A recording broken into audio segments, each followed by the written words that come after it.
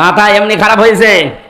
আমি বাইরের দেশগুলোতে কিছুদিন আগে সফর করেছিলাম, মালয়েশিয়া, সিঙ্গাপুর, থাইল্যান্ড, এরপরে ইন্দোনেশিয়া, বাহরাইন, যতগুলো দেশ ঘুরলাম।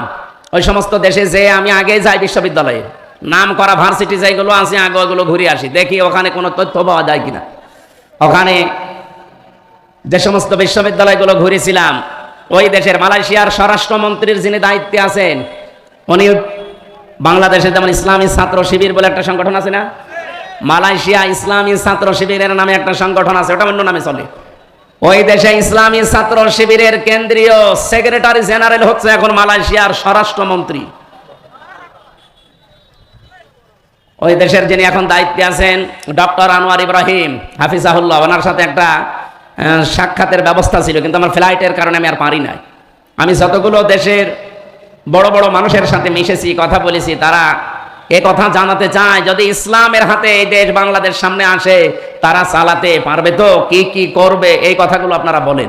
তার মানে বিশ্বে শুধু বাংলাদেশ না, 257টা দেশ আছে, মুসলিম অমুসলিম মিলে সবাই এখন অনেকের ভেতরে বিশ্বাস 15 থেকে যখন 77% চলে গেছে, এই দেশের সামনে কোরআন বিজয়ীকে বাধা দিয়ে আটকিয়ে রাখতে পারবে না ইনশাআল্লাহ।